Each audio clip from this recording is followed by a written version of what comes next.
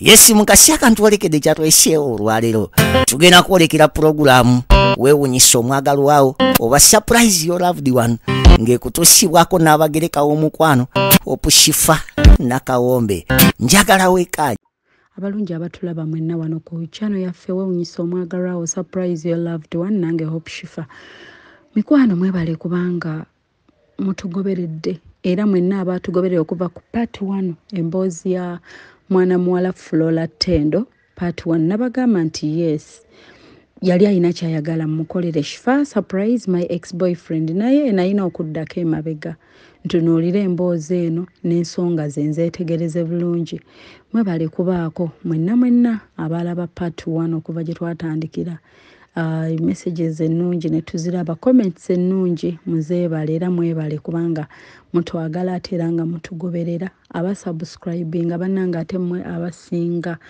kwegamba mwanyiga akade notification oluteekayo ekipya nga mufuna notification tuyingiddewo ne part 2 yaffe twakoma tugenda kusinkana mukwano gwa David omwami ayitibwa Alan omusomesa era bwe tutyo nga tutuuse ku stage okusinziira bwe yatulagirira era right now tumulindiridde okumusinkana naye nga mutusabire mikwano atuyambe mu nsonga zaffe ku Tendo kye yeetaaga bambi ekisobola omutereeza omutima gwe ekisobola omuwa essanyu mutusabire Alan akkirize okwasiza awamu naffe tutune tutuuse.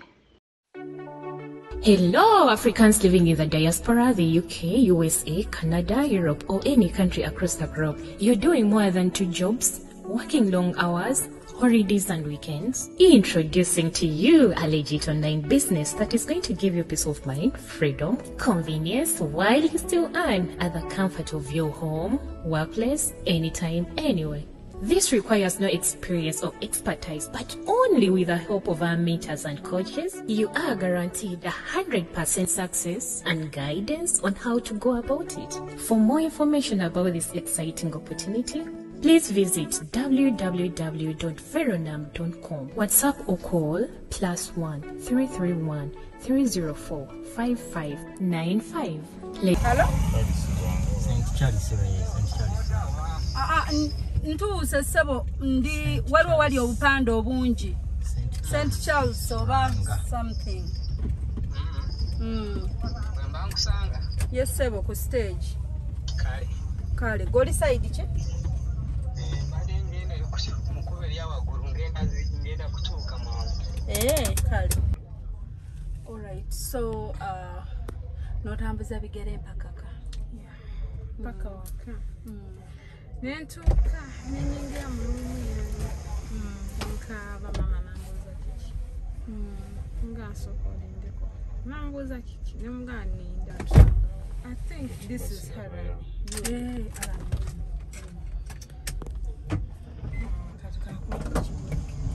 Sabo je baleko mwami Alan. Oyingire tembere yango tule wana so yanza Shifa sikugalira ngo otutidde okyatutidde ayi ndolabe nganza akirowooza bale tofuddeeyo ate gamba ada atudde na mabega Bade ndikuyuza. twali tugenda wali parkingako mu kasaawe kiri fine tulemebeera nnyo tuleka abayitawo batambulawo tubadde tugenda otuteekaawo kasaawe naye nga tetulina buzibu munnange tulina gundi tubadde tulina ka surprise kaani ka Dawuda ono omumanyi ono Kula ku status ono. Mwa WhatsApp. Ndoza tugalewo mukwano kasa kuliko gwomanyi. Mwa WhatsApp. Goyinza okugamba nti ye gundi. Ngamba nabo bankubira. Ngogamba baani bano oba abannoonya. Nze yenze Shifa kola surprise. Wali ozirabyeko ba surprise. Mulirako. Obiwulirako. Kati munnange omukyalo ono omumanyi bulungi ne stolo ogimanyi era wali oyogeddeko naye bambi omukyalo ono yandaba nangamba noonye David kati kunnyonnyola ensonga kuba kati Dawudi yona amwita David kuba kati gwe tuba tukuyina era munnaye mwali close gwe baamulaga mu budde obwo nga friend sikyo ada ina story janyumiza mtujja kukomawo kaaba tulaba naye maama kano kakutambulira oba mu seri oba mu ki kati nangamba nti buyanda banga ngatta abantu sorry betonda nangamba shifanze nino omuntu ayinza okuba twalina misunderstanding ndabika nyina engeri gye namusobyamu naye saagenderera musobya nga ye mwami Dawuda okusinziira ku ya openings ako yonna nangamba njagala mugambe sorry simugamba sorry nti anzirire tweyagale wabula tubeerewo nga tucommunicatinga because yambeerera wate okusinziira enkolagana yaffe oba olaba nti waliwo okukwatagana okwenjawulo okwali okulungi ennyo so kati kwe kunoonya nga bw'omanyi nti oba onoonya omuntu ogamba ani munne ani ali close tutandikiddewa ne sister we ayina ne sister we bamuyita mama Siya naye namukubiddeko naye ndowooza neyeeraliikirira nnyo n'atya akubiddeko Sita. Kati gundi Kano sita. Dawuda ye abeerawa omuleka matu bwe bakolaganira n'ono yali abeera matu naye munda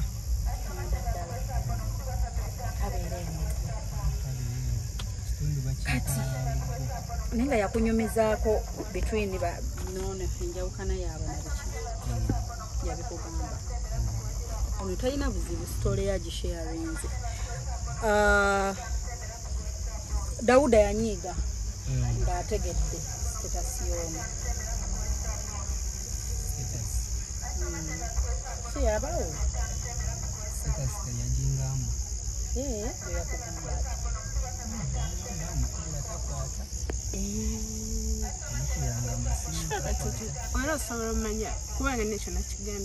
yakiŋŋambye nti kati kyobola banzizizaayo emboozi kyowaŋŋambye ku ssimu bwakya teyakugamba kyaddako kitegedde kati gwono tomanyi gwe wakomaawo ala ntamanyi byaddako awo naye nga yagenda ono ku kyalo ku bukojja bwoli bava ku kyalo kimu ekyo yakikugambako ono kugendayo Dawuda ewali ku bukojja bwe ono naye gyazaalibwa kati Dawuda bali mu relationship nono nga nnungi ng'abeera mugamba nkuweereza transport nkuweereza ejjangu ondabe tubeereko ffenna ng'abaagalana ono ng'amubuzaabuza si bwe kyali kati ndoza Dawuda muli n'alowooza omuwala ono ndoza muyaaya alina abasajja bangi si bwe kyali kati mu kubuzaabuza ono bwabuzaabuza bw'ajjako essimu n'omuteeka mu blacklist so kati awo n'omusa mu blacklist okuteeka mu bino ng'omuntu bw'onoonya ani atulinkinze kwani kwekubeera nti tuzze gy'oli era yessimu eriyo twasoose okugamba ebya coaching nga tunoonya approach engeri gye tukufunamu olugize ninga naye akamugamba amazima nti nze Shifa ABCD kati ono nga ye ayagala kugamba sorry gyayagala okugamba teyamukola ebyombo oba yali mwenzi oba muyaaya yali amuprotectinga kuba ono status ye ayeyogerere Alani ensonga lwaki nateeka Devu mu blacklist nenamba anti wange gye yali amanyi nenziteeka mu blacklist nangamba okunsindikira transport neŋŋaana ensonga ndi positive ate nali saagala naye getini positive twice kintu kizibu era nsasa like omuntu akikola omuntu gw'ayagala kuba Devu nali mwagala byadda nali muyagala naye nga saagala kunya ebizibu byomukyala ng'amutaasa yensonga ekyamukozesa ekyo nga tayagala ayoloza omwatulira nti munaye Devu sitasi yange ndi bwe nti agenda mukatinga off ng'anyumirwa okumusigaza nga banyumya kuba yakubirako ne kusimu ya Aaron nangamba lwaki wantadde mu blacklist ne mulimba ne mugana saa kutaddemu nangamba goloza stage era engamba yali busy engamba busy since morning nangamba wantadde mu blacklist ng'olina ky'otegeeza kwanze nedda naye nga nnoonya engeri gye nnyinza omwatulira ekyo ekiseera nga siraba naye nga akasoka nkiwa obudde kyokka we nagambira kankiwa obudde n'akuba ku ya sisita we oyo ali mu kyalo noguvuka ogera naye n'amugamba omuwala mwagala naye omuwala mbuzaabuza oli gwakubira olw'okuba mama Siiri yali abeera ku kyalo ky'abano mulamu wange mulamu wo yafumbirwa brother wange mulamu wo ono yafumbirwa brother muganda wa Dawudi yafumbirwa brother woono yoyo mama Siiri kati n'amugamba David kyenyinza okugamba omuwala mwesonyiwe kubanga mulwadde David yakwata obusungu bwonna byonna nebyembadde muteeka mu blacklist nebyembadde mubuzaabuzanga transport nataddamu kwagala kwogera nange naye nga si bwe kyali nali njagala nfune time njogere naye kozi bantu bangi benjogedde nabo mbuntu bulamu nesigala nga mikwano gyange oli opening up n'amugamba nti munnaaye ndi bwenti nina harafa saawa zino naye mugamba ndi mu buzibu bwe buti nsindikirayo mutwala mpa kozi amanye obulamu bwange buyimiridde yali anjagala naye tali muntu mu butuufu kifa gwe njagala nga David oba gwe nali njagadde nga David kati kikuluma ekisinga omuluma okubanga teboogera ne bw'aba tamwagadde nti era tekisoboka si kyenjagala era tekisoboka naye at least newe mba njogera naye nga brother wange kuba saazima omutwalanga na brother wange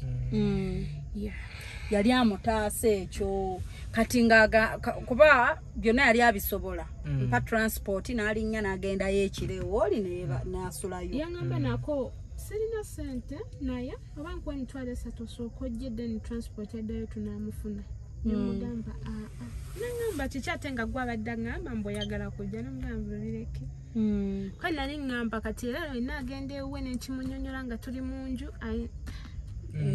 ng'olwedde watuuse dda omanyi tayimu eyo ng'olwedde omuntu azze kati byonna yamudoginga for that so kwe kunoonya ng'ayagala kugamba sorry eryoli kati goyinza tuwa amagezi ky'okumugamba sorry tetulina buzibu bwonna we don't mean any harm yes oba gotuwa ku magezi n'otugamba nti oba yenkya tusobola omunoonyaako open jendi ng'agamba basista be kyekale n'omukyala gwenkomyeko okwagala sigenda kuddamu kwagala muntu yenna nga twasuubiza naye ng'era nze manyi tewali suubi David yali amwagala nnyo David yali ayagala nnyo ono yali ayagala namuwasanga kyekimuli mu birowoozo n'olunaku lwennyini lwe yaŋŋamba okuleeta transport yaŋŋamba jangu ojje ne bebi wo nze mbagala nga muli waka ne bebi wo oli gwe wazaalamu oli iye nga ŋŋamba jangu mulundi gumu ne bebi at once iye kyova laba mpulira nga mu mutima okubanga n'omuntu bw'atyo nga n'okwogera temwogera kati yeyo story entuufu nkwano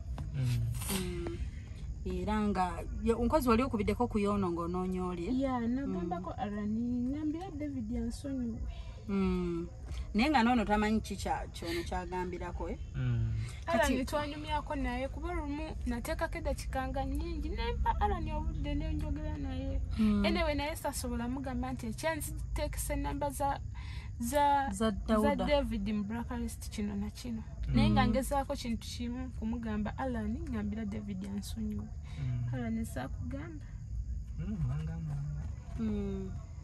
yakugambanga so kati otegeera omuntu n'akukubira n'agamba shifa takulabangako nze leero okujja wendi lwasoose okundaba mbadde muntu gwayogera naye ku ssimu nendekawo buli kimu nendeka mbadde bane ba client wekibadde ku ssimu eŋŋambye shifa onajja like n'ennaku eyo ndesse buli kyenkola buli kimu neŋŋamba nno nga naye twakwogera emabega emirundi ng'esatu oba ennaku 3 bwe kityo kati ngandaba kyansaba nsaba nnyo nkituukirize era naŋŋamba singa nsobola omusisinkana bwe tuti ne twogera 1-on-1 ne mugamba ebigambo byange nga kwendi n'amanya nti neetaasa saayagala mukolako omutima mubi ogw'okubeera awo nti atuuke mu kyendiko ekyokumira eddagala for the rest of his life okumuggyako essanyu lye n'emirembe gye nasalawo sacrifice nga amwerekereze nate teyagala mwerekereza mu bubi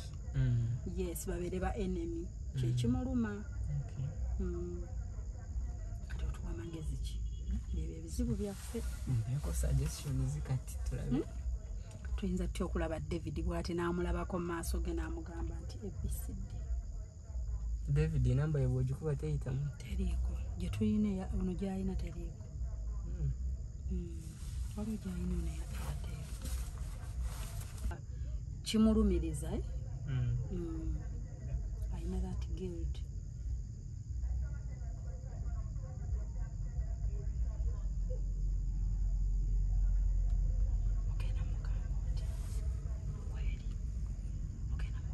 Nze yange yitamu. Omugyeko.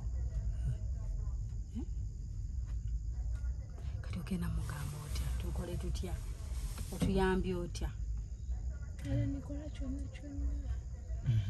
tumuyambe just njagala mu facing at least just mulabako wali amugambe nina yerisoni amugambe ebigambo binga wabikunyumyodde David asobola okufunika musobola bambi yamutegekeddeyo obulabo naye ekyo si kyekikulu olaba waliwo ebintu ebimu kati omuntu ng'aliisovainayo nga at least akatono k'oba osobola omukolera bambi okukola mukunkubira yaŋŋambye shifa siina ssente naye nkugambyeko tulabe oba osobola okinkolera noonye ssente after some time bwe ndisonda ogende ewaani ne mugamba mukwano tosonda nze ayiwere nze kanzikuteeremu kyonna ekyetaagisa simumanyi naye yambuulidde alina omutima omulungi bameka bawulidde ng'oli agamba bwe mba nafuna nange kansiige kankole nti ambuulidde sitoole ye yali muto yabufuna muto omuntu wabawo omutima omubyawo bameka baaba yakawa ntamuwe naye agenda awo abalala wadde talimukasa namwagadde nnyo olw'omutima gw'omulungi era namugaye bala mu mikwano gyo from today kati so ate abantu kye batamanyi kati omwana ono bwe musinkana nti ne mukwatako nti aba tansiize naye kino kyaba yeetaaga to be loved naye teyakyeyagadde teri ayita bulwadde nti obukubira essimu bujje kati omuntu bakitwala nti oyo ambeere wala simulinaano kitegeera ate nga waba yeetaagira ennyo ekyo so okunyumya obunyumya sitoole ye tomanyi bataasizza kuba abaana bangi ababa mu ssomero bakola ensobi S1 S2 ebiseera mwe yafunira baana bameka mu S2 alina obwongo obugamba kantwala omuntu omukebezi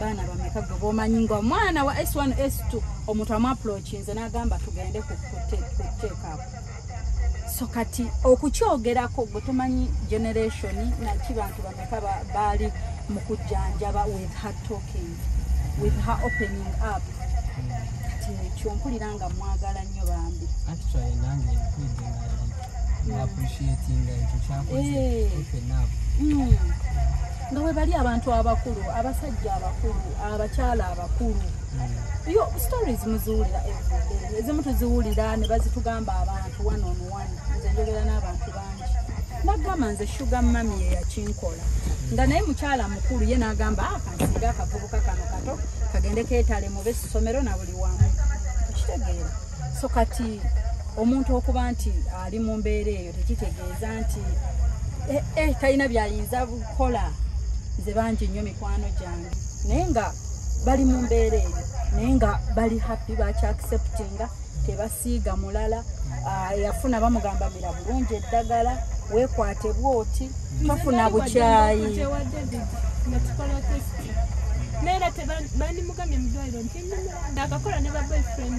aŋŋambye yakakola ne ba boyfriend test 3 nga results naye ye n'abagamba n'omumwa gwe nti test eraga negative naye byaddala ndi positive we wali ne gwe nakwata eddagala lyange ne mugamba liiryo olowooza nalironze bulonzi yoyo harafa naliraba nengamba nayetenda wamala mulaga ddagala nakkiriza ne mulaga n'ekitabo kyange nalaba n'eddwaliro lye ŋŋendako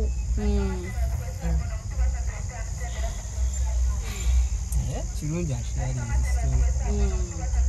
kati bulabawo kyona ekisobola okukolebwa okumuyamba kyekyo kyetusaba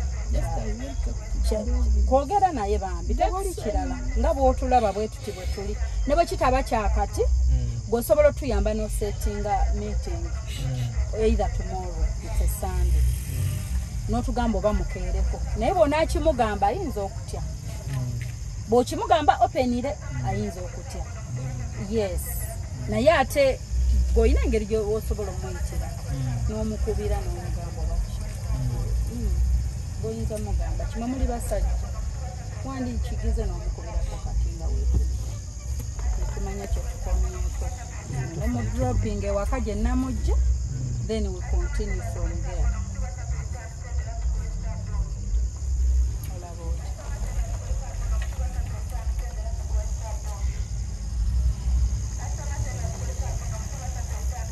Why you tag them sinkana physically?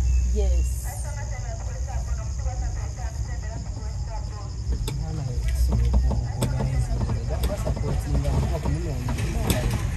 Yes, and it's better tomorrow.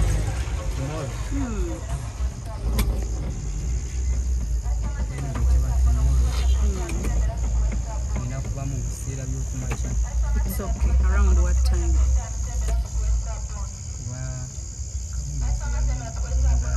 It's okay. So we'll go to Sobola. Just a kanga. Kwanze.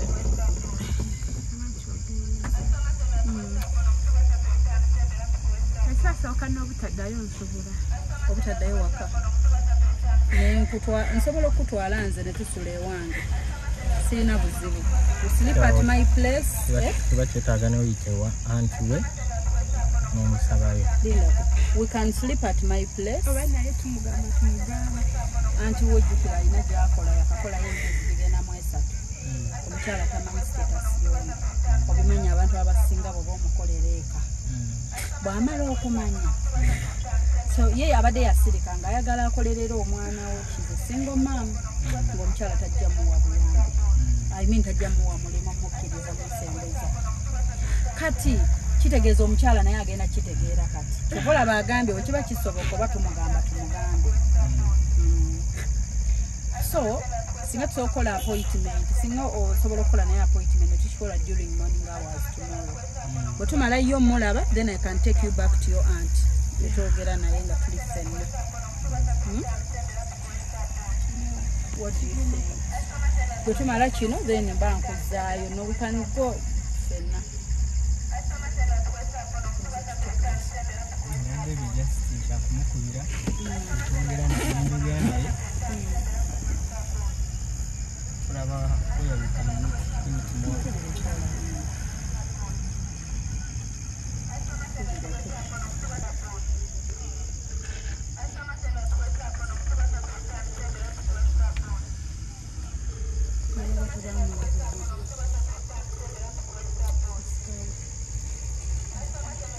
Yes, David. Hejje balinku. Oramu butambula butye.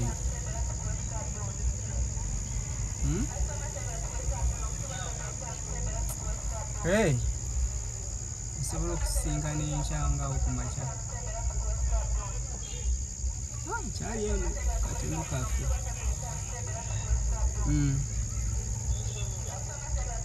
Sanga wakati awo mwana.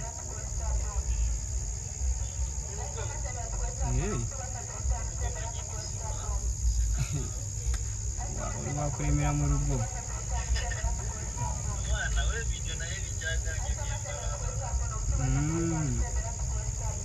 Okay, nja kukubirako okumacha nga ntuusemu awo kimitinge tulabe. Okay. Twali buzibu.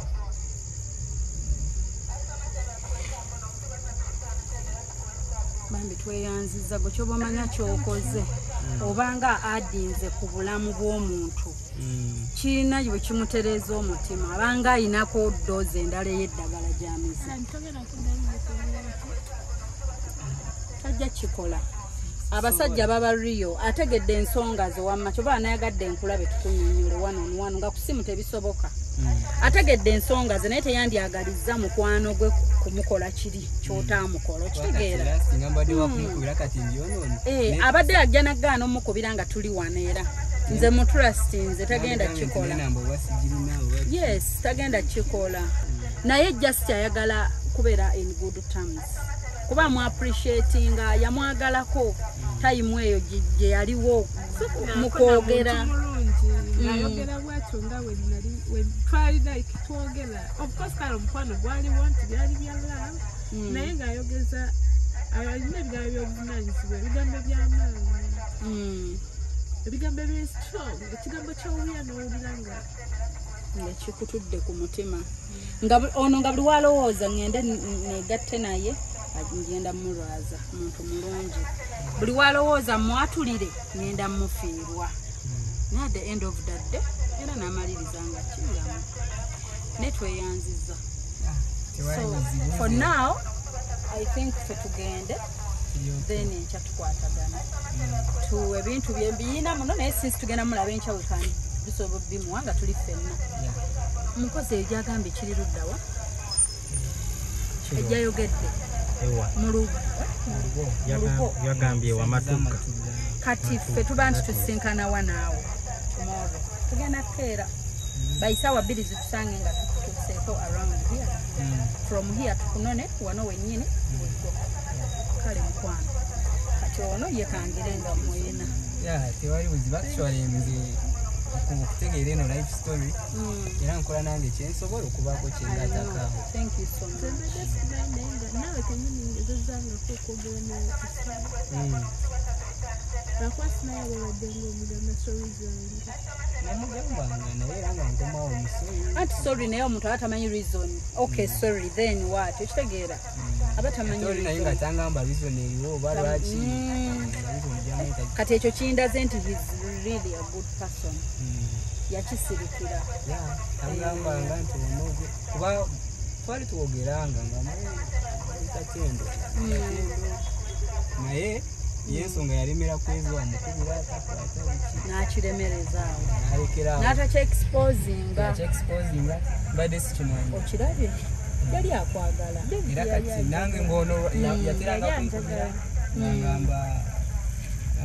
gamba David Anson yayanjaga yasima nti mbulamu bwanjizaawo mukiwaaki nga ne bwengezaako akimanyi yali amwagala naye ya acceptinga she accepted nti kino tekisoboka kuba naye at least kale tusigaze kino nga hai yamugamba nako one day yaŋŋamba nkusuubira obeera mama abaana bange nemugamba bukyanga tekiriiwo nangamba ekyo kigambo lwaki okyogera buli okwogera naawe nagamba kiyinza obutabaawo kubeera nyinza offe enkya nga sintonampasana kumpa nangamba lwaki okyogera bwotyo naye nga nange nti omugamba mazima njagala tusulayo nga tunyumya kati kyayagala amusange amugaye muneebo wayogera bwoti ne bwoti nakuddamu bwenti oba nareactinga bwenti lwansonga bweti naye ndi sorry nemugamba nako weba waawo ekintu ekibi ennyo ennyo ne bukyenkya nenkikugamba tosobola kunkyawa nangamba sisobola kukukyawa yaŋŋamba sisobola kukukyawa sifunako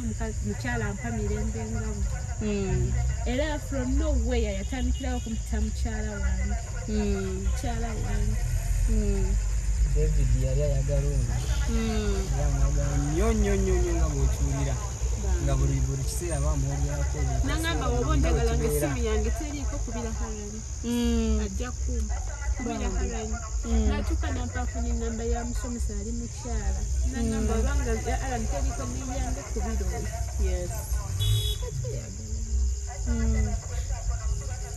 oyo kati katukute mukwano we have a long way to drive naye tujja kukeera nnyo ku makya tukutuukeko we're going to make sure nti saawa bbiri we are here okay so tujja kutuuka nja kuba nga tusimbula then egambe nga tutuuse wano kale thank you so much tuyambe nange ngenda gezaako nkola kyonna kyensobola ate ng'ojja gaggawala olina ogaggawala mateeka ogenda gaggawala nze nkugambye oli mukwano gwange ate nze oyagaliza mikwano gyange okuba obulungi kale thank you so much naye ngontegedde nze shifa savinga shifa kale bye kati mukwano stay strong at least we've taken a step okitegeera tokaaba take na step katuna tagenda tuyiwa omugambe tokaaba baby so kati tokaaba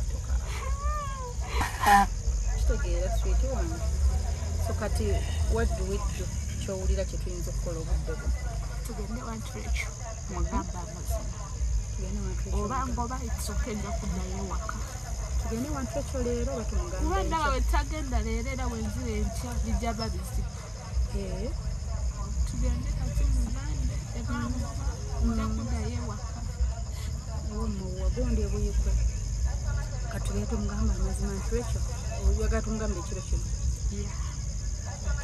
so batumala omugamba etunala omugamba yasalewo mugambe nti enkya ngenda kugamba muntu oyo amazima wanzikiriza sula ewuwa enkya tugende tulabe David kisoke waba takkiriza nsobola omuviira enkya nitumala olaba David nenzira mu kyalo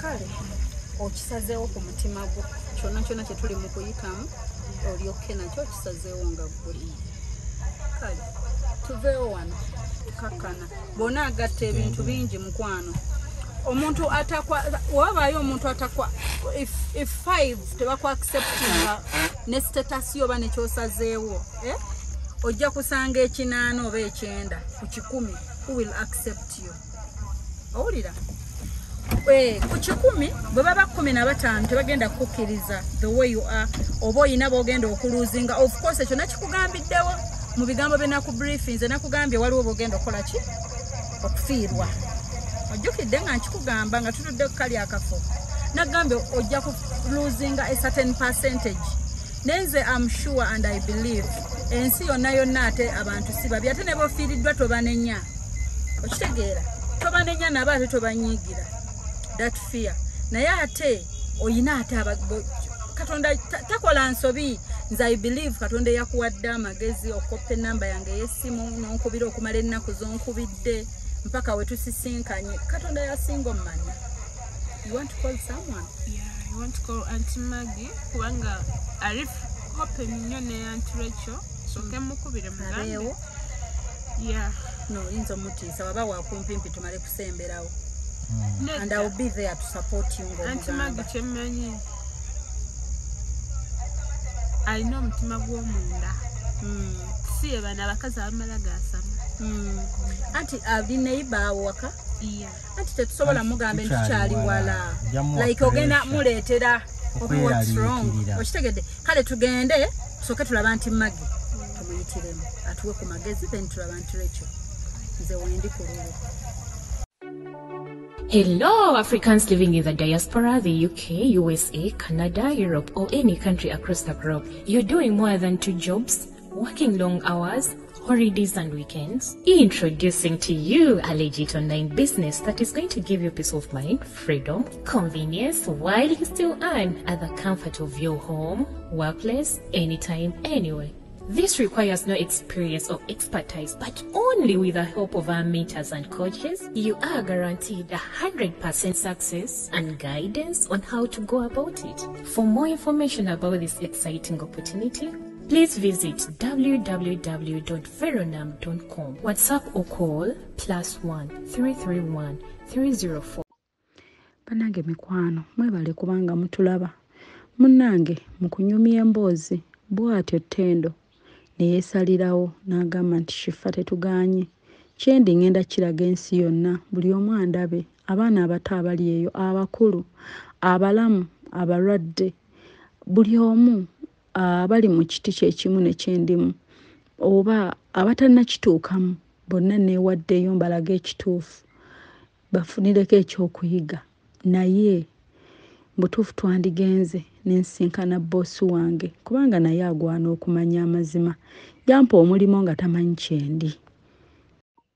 Bwentyo nange ekyo nenkisapootinga nnyo nenkikiririzaamu kuba ne Auntie Rachel ye boosi wa Ttendo eyamuwa omulimo era Ttendo amuyambako ku mirimu gy'ewaka, agwana okumanya amazima era ekyo kinsanyudde nnyo nti amazima nenkyaniriza nnyo Ttendo olukikonyeeko. Ko nange lwaki sisitukiramu nenkola ki nengena nenyimirira wamu naye ne tunnyonnyola abantu bano ababeera nabo naye babeera nabo kubanga butuufu amazima bakigwana. Health wise tomanya anything can happen. Butuufu bagwana amazima. Ate ekisinga obulungi nti Tendo yakireese. N'agamba tugende nsinkane boosi wange ekijja kijje naye nga ne tugamba nti ekiddako kyonna boosi tetujja mmunenya. Boosi oba agobye Tendo ku mulimu oba amusigazza kyonna Katonda kyaleese tujja kikkiriza. Era bwe tuli mu kkubo lyaffe okubeera nga tugenda tusinkane boosi wa Tendo. Mikwano nga bwemumanyi si byangu tutuuse naye nga bwe mwategedde nti twakubaganyizaako ku birowoozo awo emabega ne tugamba nti Aunt Rachel alina mukwano gwe ayitibwa Aunty Maggie neighbor we. Ate okusinziira bwa Tendo bw'abalaba waliwo enkolagana. Oh God, ne tugamba nti katusooka ate tuyitiremu kwa Aunty Maggie twogereko naye munnanga naye ayinza okwongera otuwaawo ku magezi tugende okugamba Aunt Rachel nga Aunty Maggie akoze akitegeddeko. Luno olunaku Katonda yalumanya era yalutegeka. Gwe tolina ky'oba okola nga Katonda teyakimanya.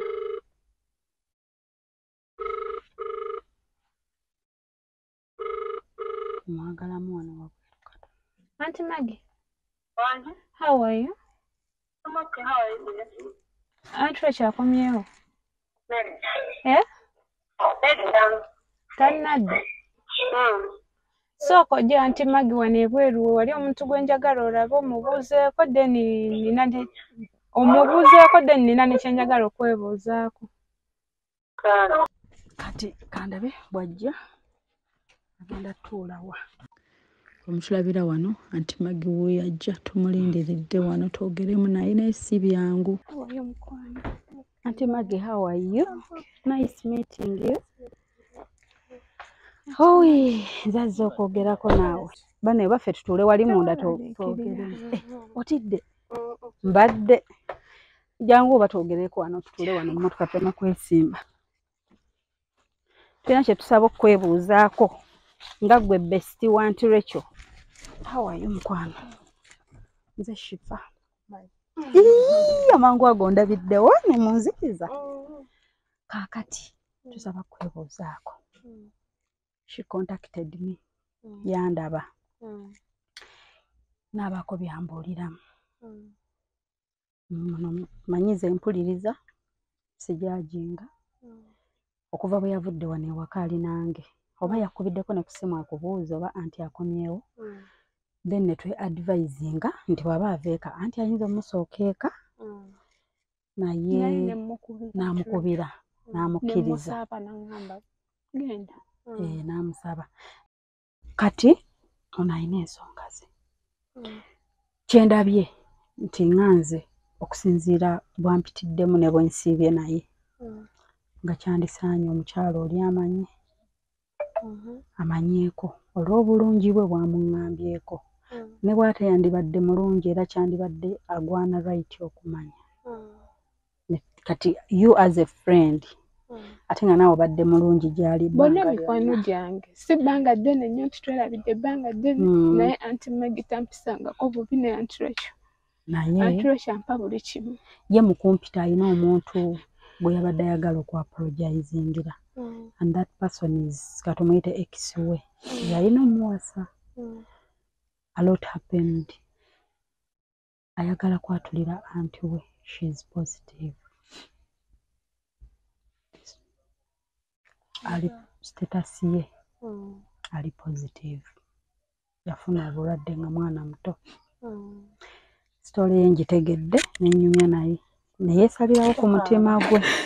Ku mutima gwe neyeesalirawo ng'ali ready okufuninga up. Ye mu kompyuta yayagadde njatulire eyali boyfriend we kuba bwakya bukya neyekyusiza gaayo ono n'amublockinga n'amuteeka mu blacklist. Gayi yali anjagala ng'ayagala muwasa amuyita n'omwana we. Ng'ayagala okuntwala n'omwana wange mu bbanga ttini nnyo naye nga ndabira ddala osiiga omuntu obulwadde atalina musango ate nga njagadde n'omutima gwe ne ŋŋamba nedda ne muteeka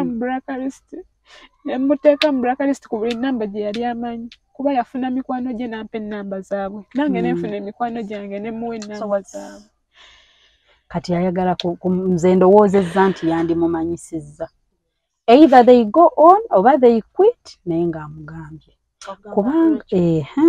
kuba gye yakoma ono okukola alyoka ajje wano wakolayo ebbanga ki? Nagenda leero ku makya omukyala ne mugamba anti omulimu ngwagala ku lw'omwana wange naye ndi bwenti ne bwenti ononzikiriza ng'ogenda ofuna eddagala naŋŋamba tosobola kukwata ku mwana wange ng'oli mulwadde n'amugoba.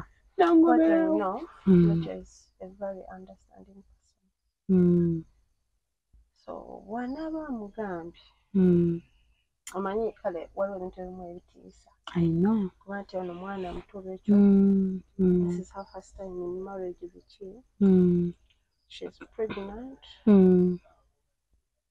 okay whatever kyonna weebalinga bwe mugambye yes ate naye noono naŋŋamba ali ready yes but era it will be much better n'amugamba amazima era kati kinasinzira eri Rachel either kirizanga amutekinga oba tamutekinga naye kyonna whatever the case tetukimunenyeza tomukimunenyeza okitegedde era bw'olabanga agaanye okitegeera I know her she's very understanding bitch so era bw'olaba agaanye there is nothing era but it will be better nosoka nayogerako naye ekyo n'akimanya kati nekibeeri ye n'asalawo then okera ku mukino omugamba amugowing naye nga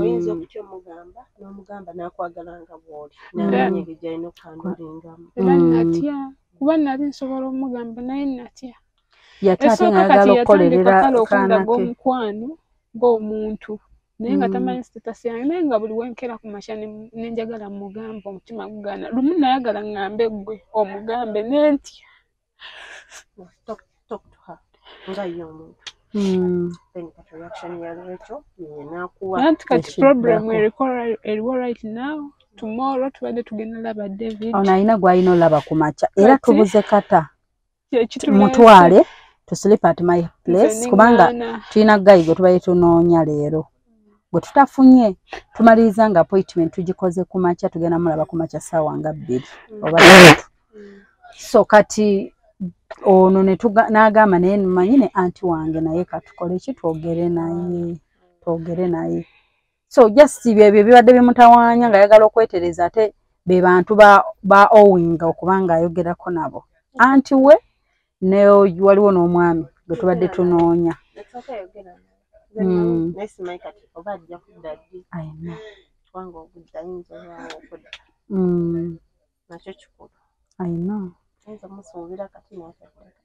naibinga osobola bw'oba oyogedde naye ekiro nga gw'omuntu oba osobola okukeerayo nno ono n'akola ne tukuleka ye n'akeera ennyo ne tukwatagana early morning ng'oyogedde naye ekiro yabadde kijja nakuyamba ogenda gy'ogenda ng'oli soba omanyi kikyogo like omanyi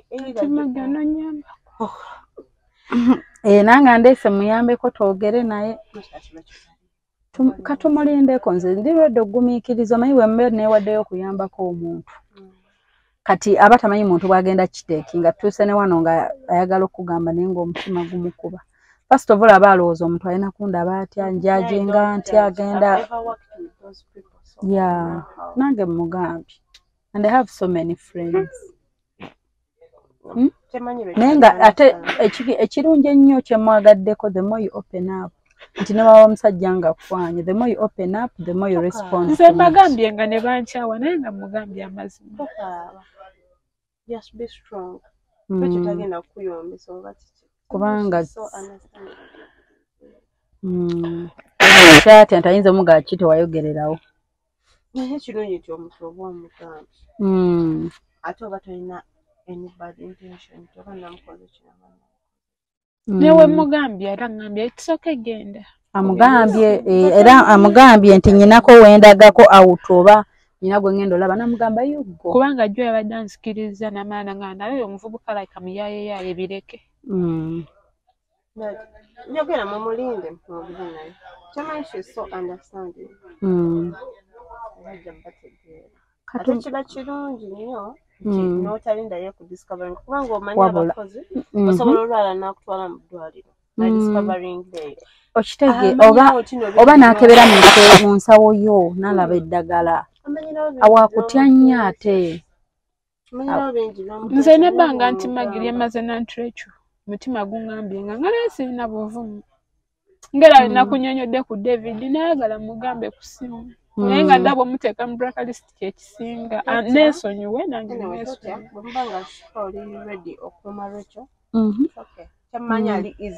kale katunkuumeko tewali buzibu kyemmanyi zizino zigenda mu ssaawa 4 tumulindeko nga naffe bwe tulaba jjaamu bwakendeera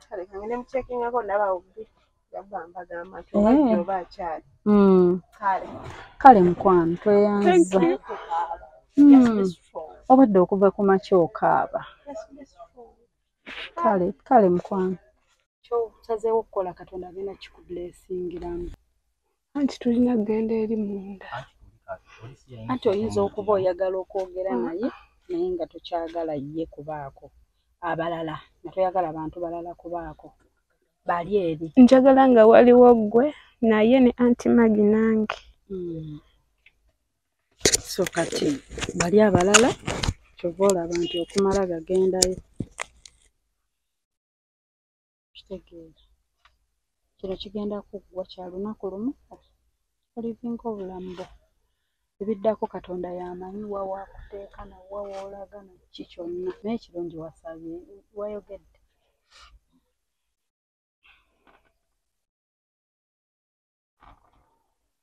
ebire tuyinza mala gayingiramu gwako kitegeera maya nasose mugamba ku makya anturekyo nimugamba ndikola mangu emirimu gyange nina omuntu gwe ngenda meetinga by ssaawa 4 nange agwoma kati tukusooke tukubireka nti Magi leeta essimu yo tumukubire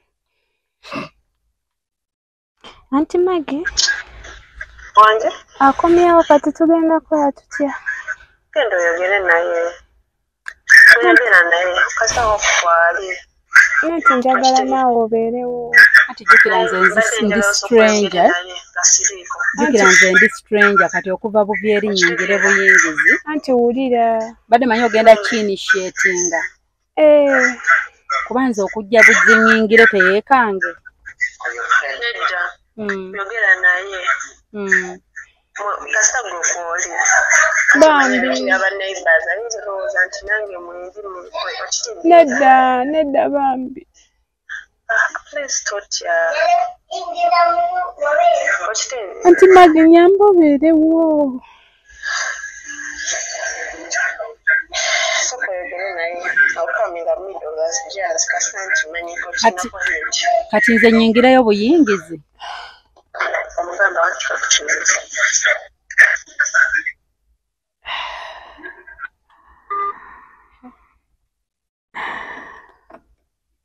ati bde nsobola okukitegeera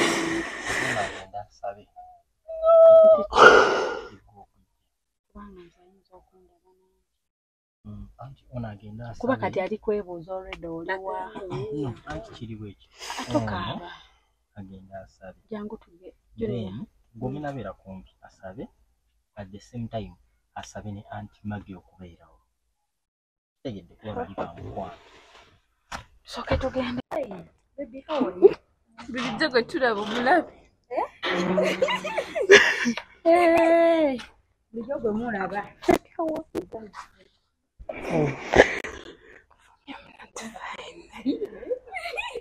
tukulaba bulijjo kati omaze kulaba ani ono mulabye ye mulabye kati nenjagala njogeremuko naawe ono ye fiiki feki twagalako time sabamu ka meeting wano katono pozi 20 genda liteko anti Magi ka meeting fiiki aveewo mpozi anti Magi yayinza okukajjamu odoba bwe tokoye nedda sikoye tokoye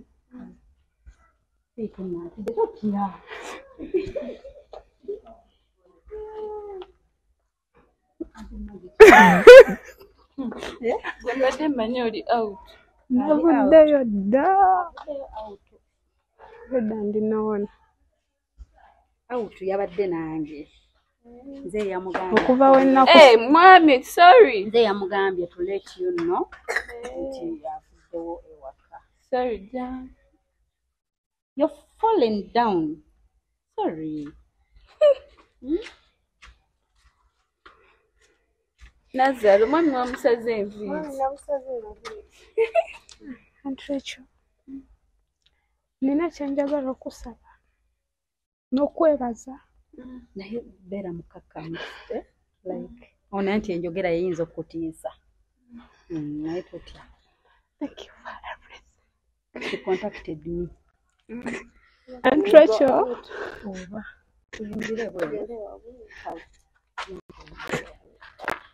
I don't know what to speak.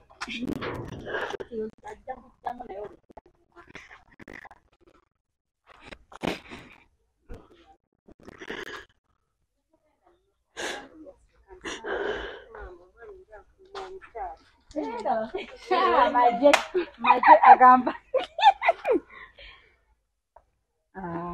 Aye ensonga ziyampitiddemu. It's a long story. Fixagala biriwo. No. You're not taking it back. Okay. What we are doing, there is no reverse. And I told you about the consequences. Nene nkugamba nti. Kiri okay. Anti ekyo. Nsanya buli kimu.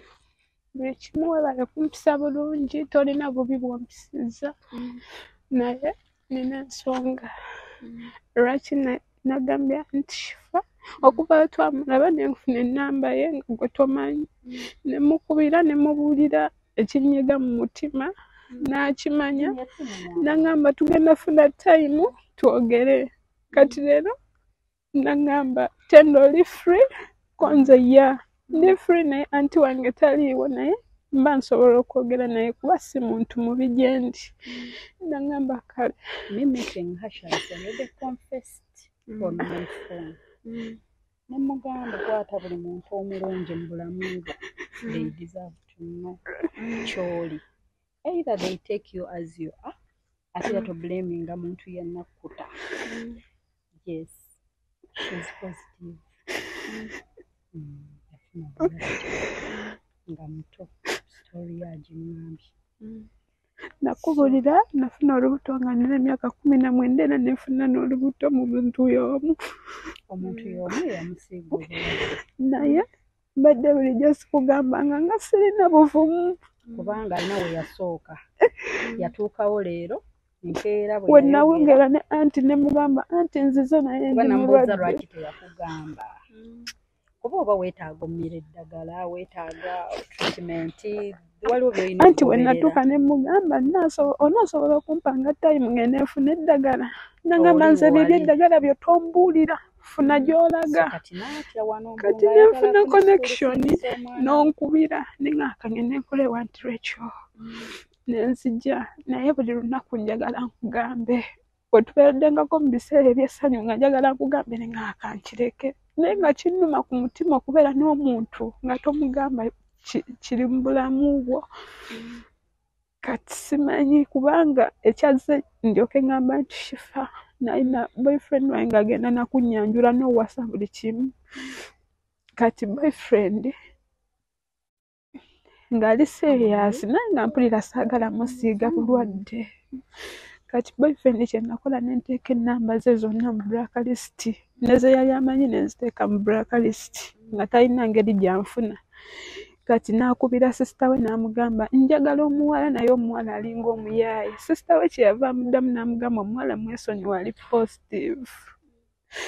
So nefuna obulumi munda munze okubanga omuntu eyali anjagala nga ali willing okukola buli kimu n'omwana nga ngambye jangu naye. Namufiirwa bwe ntyo lwakuba saamugamba mazima. Era okugamba nti Shifa issue ennene y'amaanyi yakwetondera David. yampita nga mpitira David. I think she buli kimu twakikoze ne keeki okumwetondera kati ye yampitira David but nenkwatibwako ku bantu abalala abamuli okumpi fenna tukulaba buli lunaku yes era namubuuziza ne mugamba kyonna kyenkola anti wajja kukiraba era abadde agamba nsula ewuwe ne mugamba nsula ngambya ntulo ekyamazima so kati kyonna ne mugamba kyonna kyonna bajja kiraba tekirina reverse mukyalo oli one kati mbadde nzija bateerako YouTube bakulaba kuba twataddeyo akapyako kikabo buli kase mubuuzo yambuuza twabiteeke ku TV konze kale oba memba sibitadde ku TV yabisa ku YouTube naga ate yagirabira ddala naye ne mala ne mugamba it's okay nze kye namwagaddeko omutima omulungi yerekereza omusajja n'amuwanga transport jangu ndabe jangu n'omwana we wakiri n'akyuze ng'okumublockinga singa yabadde aŋŋamba bintu yakolako muntu bubi sandi muwadde budde kuba nange mbasaa muntu wa mutima mubi nze nina alafa saawa zino alafa naye mugamba mpa omutwalo ndi mu buzibu ampalwa ensonga lwaki yamugamba amazima n'awakana ne mutwala mu ddwaliro gye nywera eddagala ne bamukakasa ne mulaga ne treatment yange so abamu bamutwala ne bamukebera n'omukebera nga biraga negative bankebera nga ndi negative n'abavubuka n'abagamba nti kati kiri eriggo mukwano ate kyonna decision yo tetusobola kujajinga kyonna okusalawo kuye nze wongamba nti ngenda sigala nga nkola sirina buzibu era nja kukola nga bwe mbadde nkola yanzanywa yansa nnyo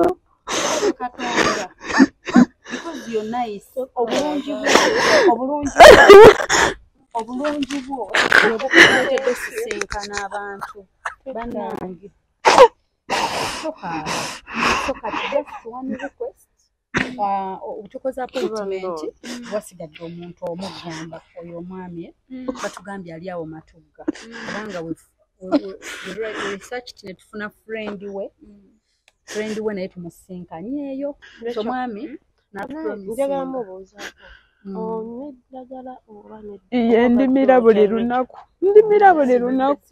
alina ne dokita nina ne dokita ku simu emba nina obuzibu bwonna mukubira kubanga n'omwana wange era kyekimu ali ekwatagana ku ekyo okitegeera because omuntu alinawo aba alina okuba amanyibwa ku handle kuba asobola okufuna obuzibu nga otandikira tomanyi kiki olabye olina okwebaliza Katonda tubadde tetukimanyi nze simugambangako kukebeza tetubeera n'abaana omuntu ng'abeera n'omwana ekitaasooka okukola era buli omu kye basooka so kati beera strong ekyo kikwongere n'amaanyi n'essanyu so kati just one request musabako nze nzibuse ekyange mutwalo w'oyo omwami ku makya ssaawa 2 ku nnya ngenda bba mukomezaawo that's all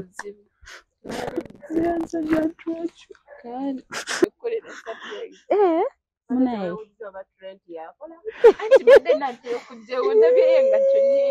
n'olowooza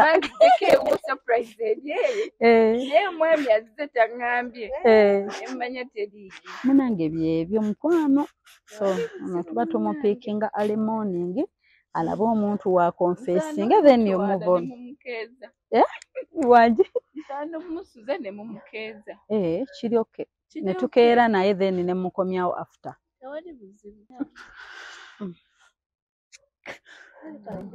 tukaaba ng'okaabye ebbanga lyonna ne thanks for sharing your story ate weebale nnyo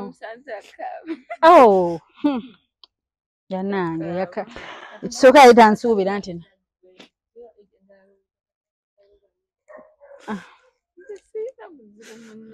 kubanga talina bad intentions tokwatira ku mwana biki naze different wapa anti nze nagambye kimu yongera kubeera muntu mulungi omanyi Katonda mu bulungi bwaffe ate atusasulira mu balala kati nagambye nti kino whenever you open up ku kyoli kibaako be kitwala naye bw'oba omulungi ate kibaako be kireeta abali beta kyensinga omumanyamu ekyo naye nga gwe tokibeeraawo n'okisuubira nti buli gwoona akigamba n'akitwala nga anti Maggie oba nga anti ekyo okitegeera. So waliwo n'alowooza nti okussa omukka gwe gumu bwetuti nti nzisa nti omukka gwe gumu mulinaana ntya. So si bonna nti bwe batyo.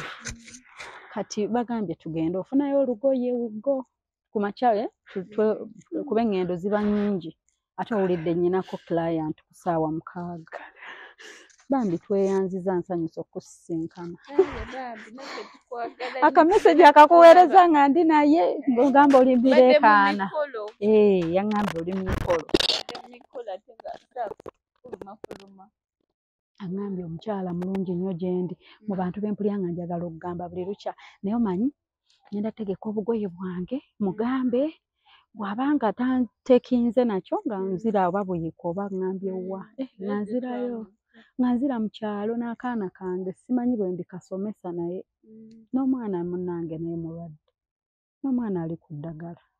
Ate nze yali yaŋŋambako ku mwana naye yaŋŋamba omwana alina sikosel daddi we yali sikila n'ono bw'atyo ng'anoonya engeri nti omwana alina sikosel naye amutawaanya nnyo medication kiki munnange nga kyekino era bw'akiŋŋambye bw'ati ne mugamba kati nze olwedde gw'ogambye ndi munnamawulire kati okugamba nze oba mbanja kiteekayo n'oba oli tomugambye era mujja mulaba bulungi ng'otudde naye mu nnyumba ng'otudde naye ensi nga nzibu okitegeera era oba otya ensi munnange olinza okugamba kati bimeka byankozaawo mu kusirika naye omuntu bwa opening up oba omulaba nti talina ndowooza bibi era bigendererwa bikyamu. Era ndowooza okulaba ennyo naye era yaŋŋamba naye omusajja oyo omukyala ajjako ssente mmeka tasaba ssente nnyingi nemugamba anti Maggie tusoose ne tumuyita ebweru ne tumugambamu.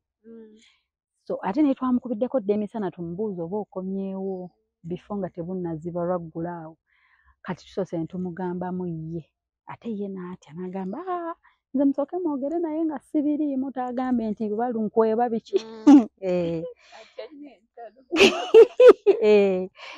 So kati naye bannange naye ng'omuntu bw'atyo kati wuuyo mwana muto ng'omanyi bameka abamukwana bw'aba ng'asobola okuyimirira ku magulu g'abiri n'aga nti ndi kino nga waliwo ne chances era yanditwekwese kuba tulina omwana gwe tubeera naye yanditwekwese mukuba amaze omwezi ndoza n'ekitundu ebbanga lyeyakamalangao tetukyogerangako tetumanyi ali oke sibirangako ng'amira eddagala era mubuuzizza ebyo eddagala olimira otya okola otanagamba ndimira nti ndeka namu bwe mugamba nti oba ŋŋendako out kati kiri ekyo kyakulimbiddemu ekya out nga teri nayo ye kennyini nga anti ejjo yalemi out nemugamba genda tofiiza mikisa jjo genda omusajja ayinza okukuwasa weesibye wano omusajja n'agaana osindika transport kati kyavudde agamba ssente baziweerezza kagende nga naye ndi naye nga tunoonya ne tugamba nga tumugambe ki.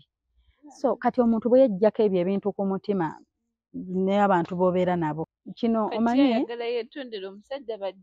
si kuddiŋŋana omusajja aleme mmulabanga enemy omusajja ono yagaana osisinkana omusajja kale omusajja yamusaba amuwase omusajja ali too serious because even we've met a friend to the other man omusajja n'agamba banange David yali ayagala nnyo omwana oyo nga kimu bibiri ng'afiirawo mu mbeera yonna mu buli kimu. So kati ono omusajja yamulabamu nga omuyaaye buli wamukubira tusisinkane wano nga ku ssimu laava agiyina naye bwe batuuka okusisinkana baweereza transport talinnya yamublockinga kati ng'atya kiri bwe ntuukayo ne bwe ntuuka ekiro tusobola otuuka nga twebaka bwebasi tayinza kuŋŋamba oba nkebezi ngenda bamusiize muntu mulungi ampisizza bulungi ayogera bulungi alina intentions nnungi gyendi saagala musiiga n'adisappointing omusajja n'agenda ku kyalo ky'abano kubanga omusajja ono ku kyalo kyabwe ye ku musajja bukojja bwabwe gye bazaala mami we omusajja mu kubuuliriza ku kyalo ng'agamba omuwala mwagala naye yambulookinga njagala muwasa kati ono brother w'ono omuwala yawasa sister w'oli omusajja kati oyo sister yaani mama siiri kuba naye mukubiddeko sister bwe yalaba ono ng'anoonya omuwala eyamublocking oli nga mugoyo naawe yeerwalira dda muve nako kati omusajja bwe yadda ate yamufuula enemy kati ono ye kimulumiriza agamba saagala nzirira oba kumpasa kuba nange era nnyina abanŋambako nnyina boyfriend naye just njagala tubeere in good terms because he was there for me just ayagala good terms ku making a peace with him amugamba ebigambo bye ng'amulaba tusobola moving on with life gaya bwe yabimanya yamugamba n'omugamba siri wasa siribeera na mukazi wadde kyokka talinayo nakaana ayagala amugambe wasa afune omwana ye yeesalire wa mufacing that's it kyekyo kyayagala kyokka then moving on n'obulamu akola buli kimu ate ng'akulaga tayagala kugenda apulaninga gamba tugenda zaala omwana waffe tugenda ng'olabira ddala talina gy'alaga era ekyo kyo talina tekiriimu naye kyova olaba era olaba kirungi okuba omuntu omulungi kati omuntu buli waalaba omuntu ng'omuyisizza bulungi atunulamu n'agamba omuntu ono tagwana kibi kati atunulamu n'agamba lwaki omuntu ono nkukuta lwaki nkukuta emabega we nga tategedde kituufu okitegeera so tujja keera ale morning tubeere nga tuli wano kati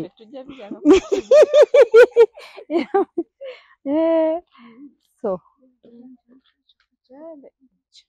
ebyo we biggwa you be a good girl mukama mulungi nnyo mwebale kubanga mukyaliko bwe tutyo mubyerabiddeko oba mubyewuliriddeko olwa privacy sigamba nti okusinkana nti Maggie oba Aunt Rachel nti mbadde mbatwalidde surprise nti babantumyeko oba anything so sikifiiringiddeemu nga nze shifa comfortable kubanga ndaga face zaabwe ku screen era nga tugende ne conversation kasita obubaka mubuulidde zezo conversation between us ku bo naffe era nga mukama mulungi nti bantu bambi ntubeebaliza Katonda sijja kugamba nti omuntu aba akitidde nti ye aba mubi nti tugeze nti omuntu aba kukitya n'agamba Tendo nedda we can't continue tetumugamba nti ye yandibadde mubi naye mu byonna nga bwe mbagambye enteekateeka za Katonda ze zisinga tumwebaliza olw'okusalawo kwa Aunt Rachel okusigala nga akkiriza okutwaniriza n'okuba ng'enkolagana ekyaliwo naye bambi olaba Katonda buli woba omulungi bye byagenda kukolera mu nsi katotandise okugatta ebigambo bye twanyumiza nga twakeeraba ng'omuli towulira eddembe owuli otya ntumaze okwogerako na Aunt Rachel ku mutima okiwulira eddembe eryo yes ate n'okusalawo okwo kulungi jjukira okisazeewo nga si kikukase naye ggwe n'ogamba nze kamugambe oba tusigala ffenna oba ndeka naye ng'okoze eki ng'omugambye maama abatulaba wali mwewuliridde oti tubawadde bifaananyi we didn't want kuyingirira ddembe ly'abantu kubanga singa be tubadde tusurprisinga mwandibalabye naye si be tubadde tusurprisinga kati tuli mu kugenda ewaka ewange ewaffe gye tubeera n'omugenyi waffe ono bwe tukyazizza kubanga enkya tulina okuddayo bukeerere ate tumale tugende ematugga muwulidde nga tukola appointment mutusabire Alan teyekuba mu mutima n'akuba essimu n'agamba alo David enkya bwe tukkubira tokwata ssimu oba gijjeeko oba tokola otye katusabe kireme ebba bwe kityo ne Alan atuyambe atutuuse ku David naye birimu Katonda agenda tutuyamba Katonda mwali mu bintu bino so you pray for us tukimalize ekyantiro ekyo boss we gyakolera era nga mikwano mwenna abalaba story eno story tenaggwayo conclusion ya story eri we twakomye tujagenda gibaddiza ate mu party endala naye for today bwe biti bwe bigenze mikwano naye nga tugenda kukomawo tuligenda waka tugenda kusula ffenna tukeere ffenna tusimbuleyo ate tugende ku mission yaffe tugiguse tulabe nga she's doing okay abeere nga ali fine kuba bambi she's muntu mulungi bingi nnyo byagenda okukyusa mu ggwanga okuyigiriza okusomesa bingi nnyo byasobola okubeereramu ow'omugaso ennyo mu bulamu buno tubaagala nnyo nnyo naye nga mu byonna nze kyensinza oyiga continue being good bannange obulungi buno tekirina kyekikuggyako to be nice ate buli wolibeera nice katonda ye alina byagenda okukulwanira akutaase nga gwe tomanyi kati singa Anturecha aba kubanga yayisa bubi omwana ono ng'abedde mubi yakajja n'amutulugunya n'amusuna amatu n'amukola ki gwe you can imagine era yandigambye ne bw'atamanya mazima si kyo katubeerewo ebbanga lye tubeddewo naye buli walowoozaamu obulungi bwe bamuyisizaamu mu bbanga ettono eryo alabanga bambi tagwana kubanga alimba nze mbagamba be nice tekirina kyekikostinga okubeera omuntu omulungi tekirina kyekikuggyako naye bino ebintu ffe tubikola ne tubibateerayo muyige mufune kye mugyamu naye nga mikwano ali eyo n'obuyambi tubuwerukaminga tulina omwana ali ku ddagala ataasoma twandyagadde bambi abeewo n'ebirala bingi nnyo byetugenda okuba nga tusharinga nammwe sitole yaffe tennaba nkimanyi mwebuuza omwana afe ali myaka emeka kati omwana afe ali myaka 4 you have so many questions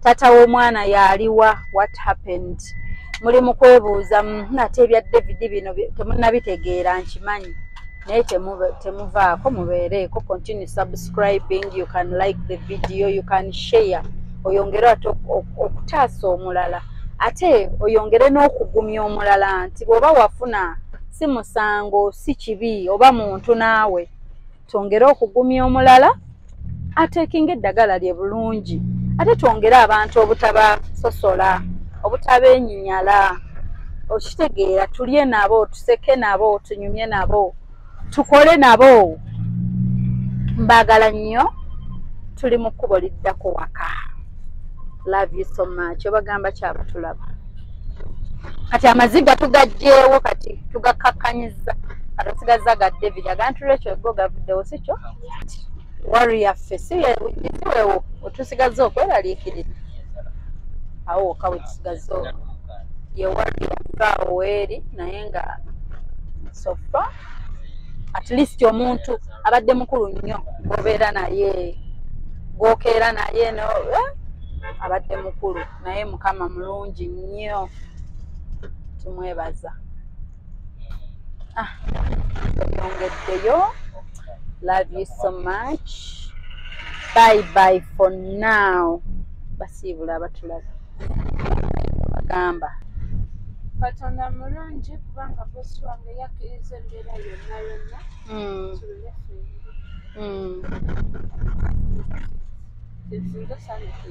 amiina so tubaagala nnyo mikwano continue subscribing tukyadda nga bwe mbagambye eri emboozi erina we yakomye gye mwebuuza erina we yakomye tubaagala nnyo era nga mbasiibudde bye bye sigadde ndina kawombe shifa hope boosi asazeewo nti Ttendo tumutwale asule kumpi olwajjaamu eŋŋenda empanvu kuvuga ddeeno ddeeri Ttendo tumututta asule naffe ne ttiimu yonna tubeere kumpi tusobole okukeera wamu tutuukirize ate missoni yaffe endala kuba tulina okudda e Bukerere okunona mwami Alan kubanga ate yagenda okututwala tusisinkane David yonna gy'anaabeera. Tubeebaza mikwano mwenna abali naffe nga mukyatambula wamu naffe okubanga tugoberera olugendo lwaffe luno. Mwebale nnyo mwebalire ddala mwebale kutwagala naye nga nyongera obbajjukiza nti wonna ebitagenze bulungi banaye mutusonyiwe.